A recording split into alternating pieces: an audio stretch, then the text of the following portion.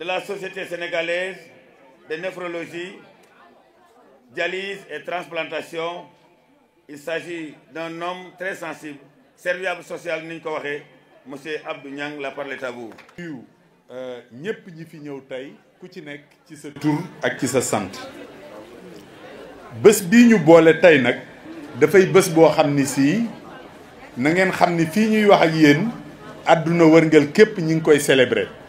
maanaam tey fii ñuy wax ak yéen bu ngeen demee États-Unis wala ngeen dem Japon wala ngeen dem Chine fu ci ne nit ñaa ngi toog nii di waxtaane feebaru roño nit ñi nekk ci stand yi di def dépistage mooy maanaam àdduna ñëpp ñoom ñoo bokk bés bi waaw mais lu tax bés bi am li tax bés bi am moom mooy dañu ni feebaru roño dafa lëmbe àdduna tax fii may wax ak yéen tey xayma nañu ni xam nga àdduna juróom-ñaari milliards ak ci nit ñoo ci nekk mais ñi am feebaru roño xaw naa jege milliard exactement 850 millions de personnes ñoom ñoo am feebaru roño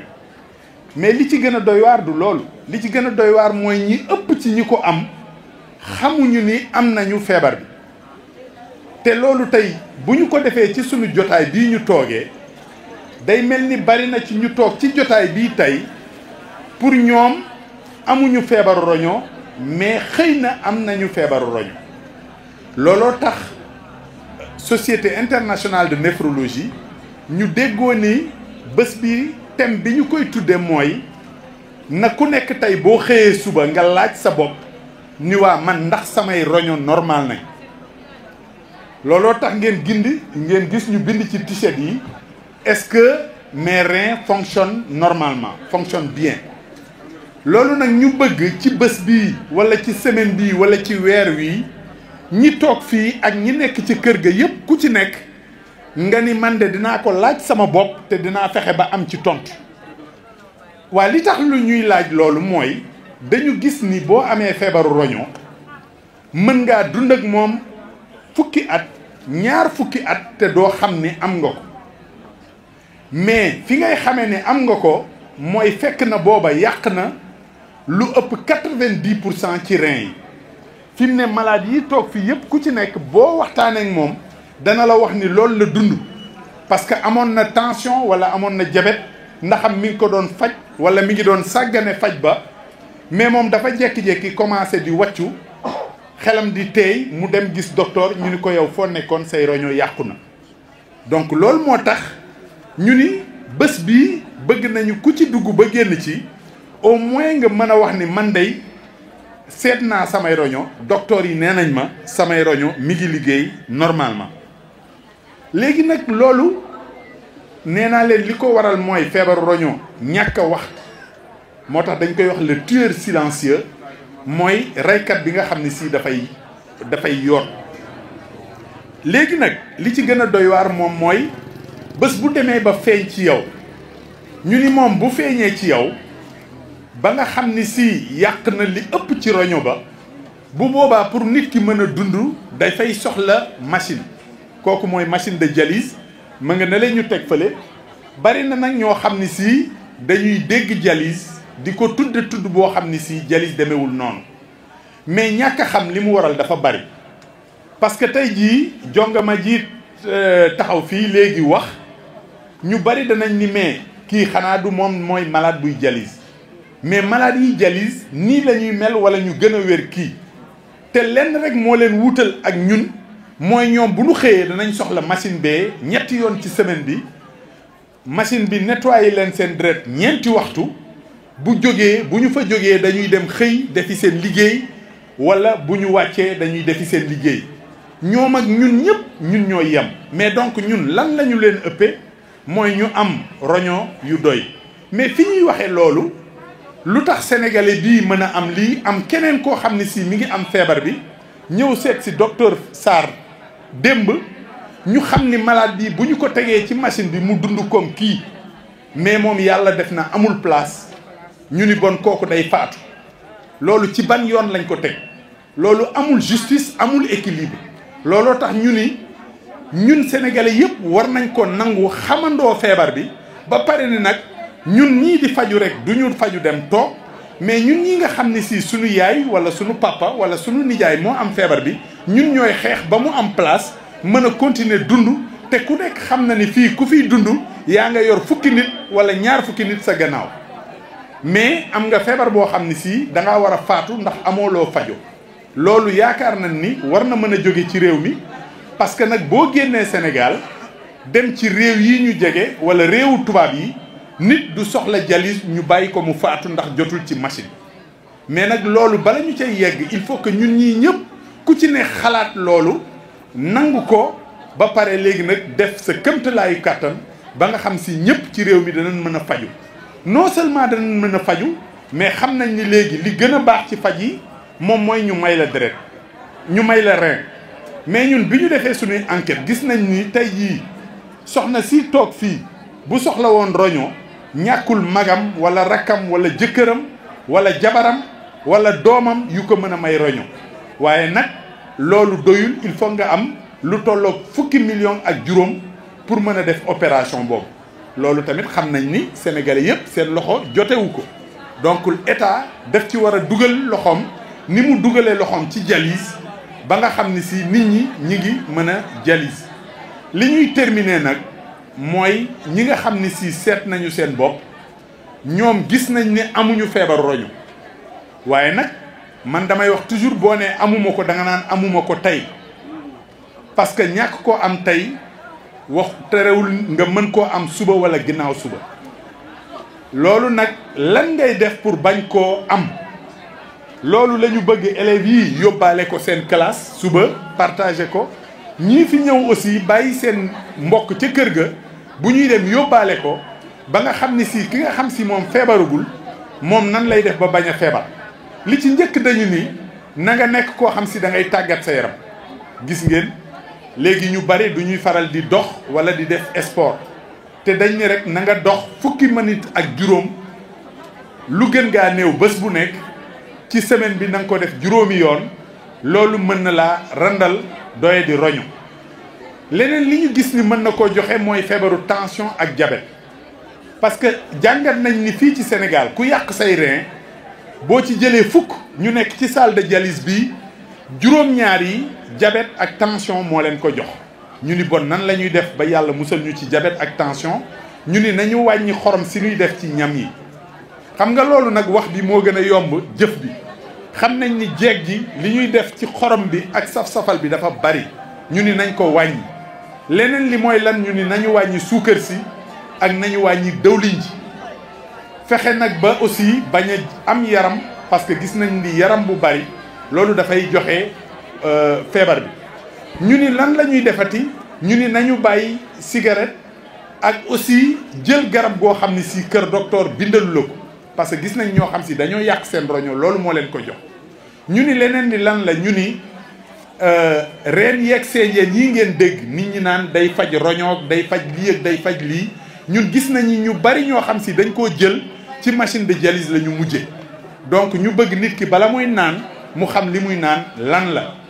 léegi nag ñu ni li ci mujj mooy at mu jot ñun ñi ñëpp ku ci ne war na la nga dem kër docteur ni ko man ndax samay roño mi ngi liggéey mu defal la analyse bu simple mooy li ñu leen defal fii jël sa saw ci juróomi minute ñu wax la wala ñu jëlal la sa deret xool ndax normal ñu gis ni loolu nag buñ ko defee ci àdduna de waxuñu Sénégal rek danañ fexe ba feebaru roño dellu gannaaw parce que fii may wax ak yéen ñun Sénégal ñu ngi faj junniy nit mais est-ce que xam ngeen ne at mu jot dana am junniy sénégalais yu gën gaa néew yu yàq seeni rein soxla machine bi te Sénégal moom mënagul a faj lu weesu junni donc xam nga loolu mooy junni danañ faatu rien que ci feebar bi léegi nag bon nan la ñu mën a def ba loolu wàññeeku mooy nit ñi xam nan la ñuy seete seen bopp xool nan la ñuy def ba du leen dal bu ko defee ëllëg yàlla mën nañ lañ cee musal donc vraiment journée bi loolu moo ko tax a jóg moo tax dañu bëgg bu ñu jógee ci lii xëy na ci biir bés bi du ñu am chance su defal ñëpp dépistage mais message bii may wax bu jàllee ñun xam nañ ni ku toog fii boo xëyee suba wala ba balaa semaine bee jeex wala weer wi jeex di nga dem xooli sa docteur ni ko man de dama bëggoon nga xoolal ma ndax samay roño ñu ngi liggéey normalement donc loolu laa bëggoon a def ci waxtaan wi di leen jéggalu di leen ñaanal yéen ñëpp wér gu yaram jërëjëf. En français. Vous allez dire le taux dans le monde, le taux au Sénégal et le taux aussi. D'accord. Ouais, merci beaucoup. Je m'excuse parce que vu le public, j'ai pensé que le message était plus pertinent de le faire donc en Wolof. Maintenant, pour résumer mes propos en français, je voudrais dire qu'aujourd'hui, cette journée est célébrée de par le monde comme la journée mondiale du rein. Et pourquoi? Parce qu'aujourd'hui, la maladie rénale est un véritable problème de santé publique mondiale. Il faut savoir qu'au moment où je vous parle, il y a 850 millions de personnes dans le monde qui souffrent de maladie rénale. Et malheureusement, d'ici 2040, la maladie rénale sera la 5e cause de mortalité mondiale si rien n'est fait. D'ailleurs, c'est pour ça qu'aujourd'hui, depuis 2015, les États membres des Nations Unies se sont mis d'accord sur les objectifs du développement durable pour mettre les maladies chroniques non transmissibles parmi les priorités de santé dans le monde. Et c'est ainsi que, pour combattre cette maladie, il nous faudra forcément aller vers des mesures fortes. Parce que l'insuffisance rénale est un tueur silencieux. Une maladie qui ne se manifeste en rien au début et les premiers symptômes vont apparaître lorsque vous aurez détruit 90% de vos reins. Ce qui fait que malheureusement, dans nos pays comme au Sénégal, 9 malades sur 10 sont diagnostiqués au stade terminal de la maladie. Et ça, il ne reste que des solutions telles que la dialyse. Mais tout le monde sait ici que la dialyse est hors de portée de la poche des Sénégalais. Ici, il n'y a pas de centre de dialyse privé à Louga, mais il faut savoir que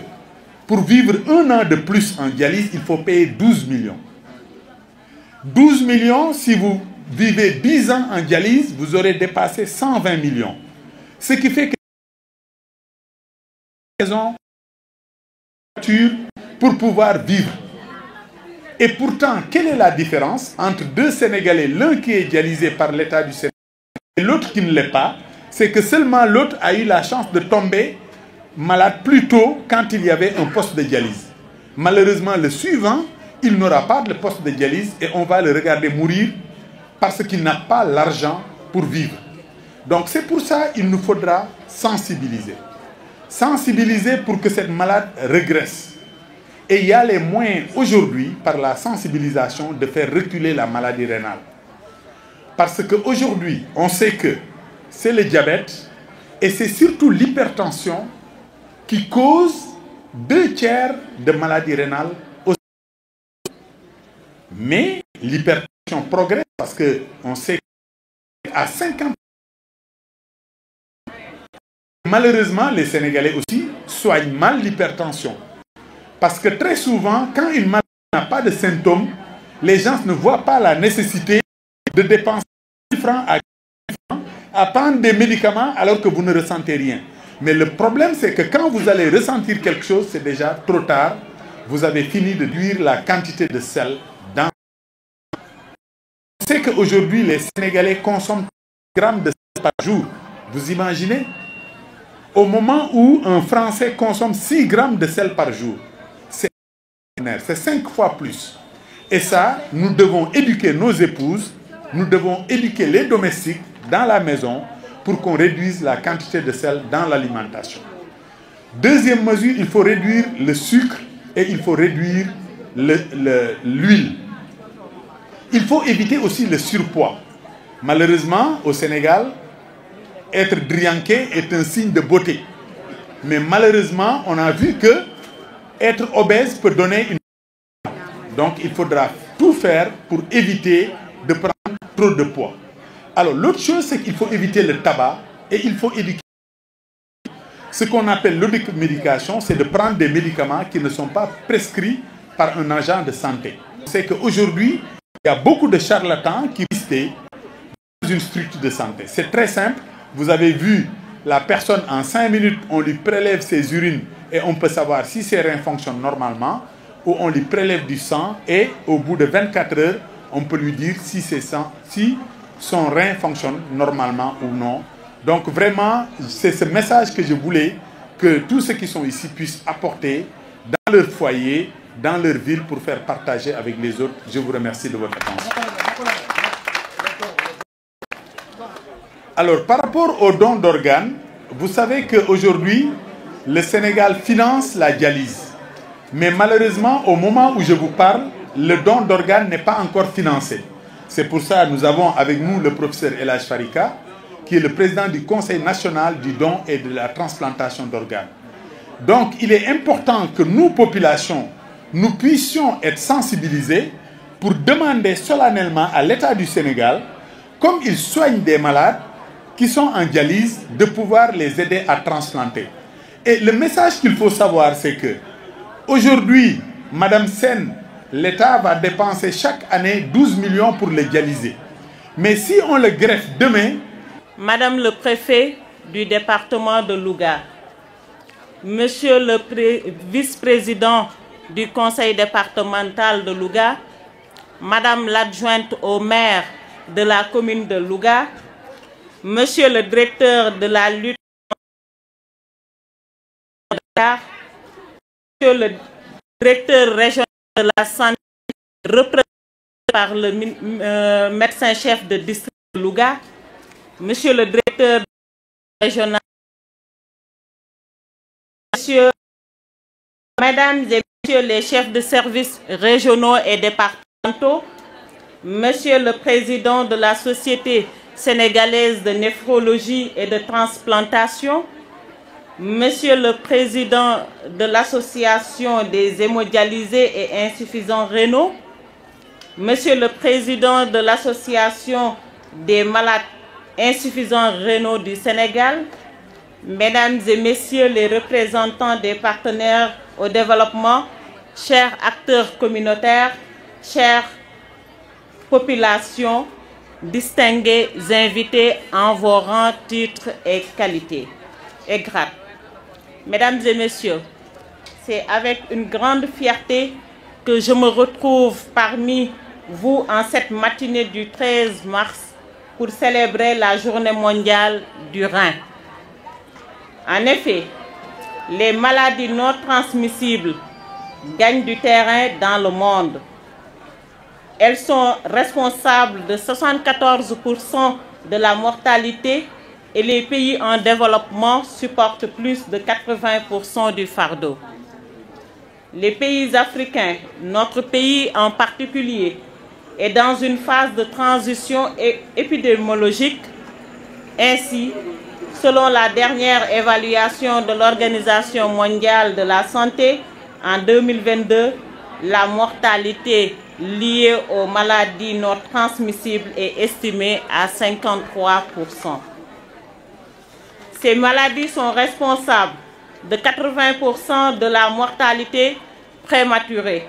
c'est-à-dire des décès qui surviennent entre 30 et 70 ans. Il s'agit de maladies fortement handicapantes qui entraînent une baisse considérable de notre productivité et pourraient constituer un frein à l'émergence et au développement. Mesdames et messieurs, la pathologie rénale est un réel problème de santé publique pour tous les pays du monde, avec un taux de mortalité élevé, surtout dans les pays en voie de développement. L'OMS prévoit une augmentation de la prévalence de la maladie rénale chronique de 17% dans les 10 ans à venir. Le professeur Abdounian est revenu là-dessus pour dire qu'au Sénégal, on enregistre chaque année plus de 1000 nouveaux malades. En effet, chaque année, en raison d'un diagnostic tardif, des millions de personnes décèdent prématurément d'insuffisance rénale chronique et des complications qui lui sont associées. Au Sénégal, les données hospitalières font état d'une cohorte de patients suivis avec un taux d'enrôlement de 10% et une létalité de 12%. Et on peut constater que le taux d'enrôlement de 10% est très faible par rapport à la demande. Les affections rénales, même si elles sont le plus souvent silencieuses, peuvent être détectées et leur évolution ralentie, voire stoppée par des médicaments et des règles hygiéno-diététiques simples. Le professeur l'a rappelé, il faut manger moins de sel, moins de sucre, moins de matières grasses et faire beaucoup de sport. Donc la leçon est bien entendue, chers professeurs. Ce qui explique toute l'importance accordée par l'État à travers le département de santé qui travaille sans relâche afin d'arriver à la maîtrise de cette pathologie ravageuse et approvissante. Effectivement, un malade peut dépenser plus de 10 millions par an pour être bien pris en charge. Fii tey ci thème bi nga xam ne lu am solo la te di rafetlu aussi lii ñi nga xam ne ñoo ngànk wàllum feebar bi fële ca Ndakaaru décidé ni fii Louga la ñuy defee activité bi, cérémonie bi. Donc di remercier le professeur Abdou Niang, di remercier le professeur Farika si li nga xam ne tey sagalee nañ ko la région de Louga. Di leen wax ni tey kàddu yi may yëkkati ci turu ministre de l'Intérieur, ministre de la santé laa koy yëkkatee ndax moom ci boppam moo ma yebal fii ne nañu ñëw waxtaan ak yéen représenté ko ci activité bu mel nii. Di leen wax ne feebar bi day État du Sénégal xam na fu mu ko teg, xam na ni lu ñu war a jàppale la ndax feebar boo xam ne boo ko amee dalay daanaka la nga alal ba nga amoon yëpp da nga ko ci def pour faju ndax prise en charge bi dafa métti, garab yi métti na. Loolu nguuru Sénégal xam na ko ba tax na jëloon na ay matukaay yu mat solo am solo. Benn bi mooy def na ba nga xam ne ci région wu Sénégal yëpp am na au moins benn centre de dialyse, naam doyul wax ngeen ko fi sànq waaye it mu dolli ci ni dialyse moom dafay gratuit, kenn du ko fay. Waaye problème bi ngeen wax sànq mooy pour nga am poste loolu ay jafe-jafe la ndax dafa am liste d'attente boo xam ne moom la ñu war a respecter. ba tax na État du Sénégal aussi signé woon na sax convention ak ay privé yoo xam ne ñoom it dañuy def dialyse pour rek mën a yaatal. Ci loolu it ñi nga xam ne ñooy yore liggéey bi muy néphrologue yeeg techniciens yi may na leen bourse pour ñu mën a di jàngi di gën a yokk seen xam-xam. Wax nañu ni tamit État du Sénégal léegi ñi ngi autoriser transplantation rénale te loolu ñu ci profito di féliciter le professeur Farika ak équipe am ndax liggéey bi nga xam ne bu mucc ayib def nañ ko fee ca Wakaam nga xam ne Sénégal yëpp ñu ngi leen doon bàyyi xel. Donc dañ leen di gën a encourager ci lu mel noonu, liggéey bu mel noonu. Di féliciter aussi le professeur Abdou Niang moom it ak équipe am ndax gis nañu liggéey bu rafet bu mucc ayib bi nga xam ne mi ngi koy def fële ca hôpital Dalal Jàmm. Di féliciter waale muy pharmaciens yi, techniciens de dialyse, infirmiers ak personnel de soutien yépp yi nga xam ne ñoo ngànk liggéey bi ndax xëy na professeurs yi dañu ñëw rek di leen encadrer di leen buux, mais am na ñeneen ñi nga xam ne ñi ngi ci biir liggéey bi ñoom it war nañ leen féliciter delloo leen njëkkal bu baax a baax. Fii nag ci région de Louga dañuy féliciter le docteur Sarr. Docteur Sarr ak équipe am ñoom ñëpp dañ leen di féliciter parce que gis nañu wax dëgg yàlla coono bi ñuy daj ci mbir mi. Man am na fi jamono maa ngi doon suivre directeur rappelé na ko bi ñuy naan qualité wu ndox mi ba demoon na ba nga xam ne dañu exiger woon ci Sen'Eau mu defaat une contre-expertise te loolu bu amee ñoom ci seen xarañteef la ndax bëgg nañ liggéey bu baax ñoom ak le directeur de l'hôpital directeur nag moom dañu koy jaajëfal parce que tey du sunu liggéey tey la ñu tàmbali liggéey ak moom yàgg nañu liggéey ak moom booba man maa ngi nekk fii préfet de Louga ñuy Louga doon benn fi nga xam ne accident yi daf fii bëri mais toujours saa su ne rek su méttee rek ñun bu ñu ñëwee ci hôpital mi ñuy jàppale ba nga xam ne ni ñu mën a war a def ci malade yi ñi nga xam ne ñoo ci ñàkk seeni mbokk prise en charge bi daf ñu ci daan dimbali bu baax a baax kon nag dañu koy jaajëfal di ko wan ne toujours notre disponibilité nekk ci wetam di ko jàppale ci engagement yu mu mën a activité yu muy mën a di def aussi di wax ne jafe-jafe yi bëri na malgré li nguuru Sénégal def donc wax nañu fii ne liste d'attente bi dafa gudd te état du Sénégal su doon sagoom la tey liste d'attente dootul amati malade dialysé yépp dinañu leen mën a dugal ci poste ñuy mën a di def seen séance de dialyse ci anam yu mucc ayib donc loolu it état du Sénégal boole na ko ci ay projet ba nga xam ne bépp malade dootul amati jafe-jafe pour def ay activités. ñu ngi wax tamit ni dinay yokk infrastructure yi muy centre de dialyse yi nga xam ne fa la malade yi di ne pour ñu mën leen jël en charge correctement. aussi mu ni dina gën a yokk sensibilisation bi ndax sensibilisation bi pàcc bu am solo la ci prévention sànq le professeur dellu si waat na ci bu baax a baax ndax bu fekkee ne bu ñu ko mënee moytu moo gën ndax mënuñu at bu ne ñu am junniy malade yu dellu si waat te wax dëgg yàlla am na ay gestes yu simple yoo xam ne bu ñu ko defee dinañu wàññi taux boobu mu di wax na ko ñuy wàññi suñu consommation sucre li ñuy lekk ci suukar dafa bëri lu ñuy lekk ci xorom dafa bëri ñu ñuy lekk ci lu niin dafa bëri yooyu yëpp nee na ñu wàññi ko te ñu ci profité di ko gën a waxaat fii ci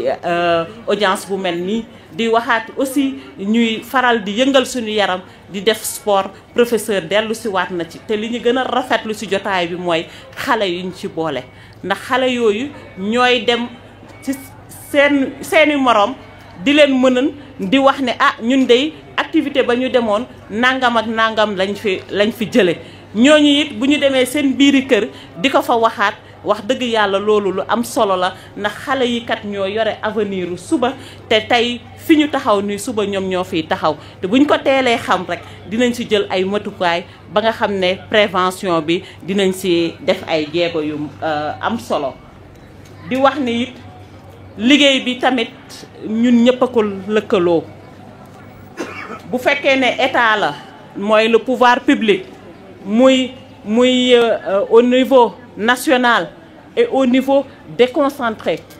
muy fii tey ngeen ñëw dans les régions ñëw auprès des collectivités territoriales muy le conseil départemental la mairie les services déconcentrés ngeen ñëwaat ba gën a wàcc ci suuf les imams délégués de quartier et autres xale yi association de malades yi nga xam ne dañ leen fekk ci ndax sànq ñi ngi wax ne moom mi ngi nii moo fi représenté association te mi ngi dëkk ba Kébémer kon vous avez décentralisé déconcentré donc loolu tamit lu am solo la di wax ne liggéey bi ñun ñëpp a ko séq bu ma limee ñooñu ma lim nga dem ci société civile bi tamit am na ci wàll nga ñëw ci secteur privé bi am na ci wàll ba ci média bi presse bi tamit am nañ ci wàll bu mucc ayib les communicateurs également traditionnels am nañ ci part bu am solo association de malades yi tamit kenn demul ñu des parce que ñoom ñooy meilleurs communicants yi ndax ñoom ñoo koy dund bu ñu ñëwee taxaw ak askan wi si lañ leen di gën a déglu si lañ leen di gën a xam ne ñii kat wax dëgg yàlla lii mooy seen mbébét lii mooy seen soxla te sànq def nañ ko ci anam yu rafet ci plaidoyer bi nga xam ne def nañ ko ba ñu jëlee kàddu gi. kon nag dañ leen di gërëm yéen association yi yëpp ñu ngi leen di gërëm si liggéey bi nga xam ne yéen a ngi koy def ndax mënoon ngeen tëdd seen kër yi di làqatu waaye da ngeen ne il faut que ngeen génn wane seen bopp pour nit ñi mën leen déglu kon nag ñu ngi leen si jaajëfal bu baax a baax a baax a baax. sànq nag wax nañu fii ay yenn jafe-jafe yi bi ngeen di jël kàddu gi muy problème mu garab yi cher na te yéen a ngi ñaan état du Sénégal mu subventionné ko. yéen a ngi wax ne aussi transplantation bi aussi soxla ngeen ko waaye dafa demande beaucoup de moyens même professeur expliqué na ko même bu fekkee ne am nga un donneur teewul rek liggéey bi soxla na xaalis bu bëree bëri kon nag loolu dégg nañ ko dinañ koy jébbal suñuy kilifa waaye di leen wax ne fa suñuy kilifa yi de ñu ngi koy saytu ñu ngi saytu mbir moomu problème yooyu ñu ngi koy gëstu pour seet naka lañ leen koy gën a yombalalee naka lañ koy saafarale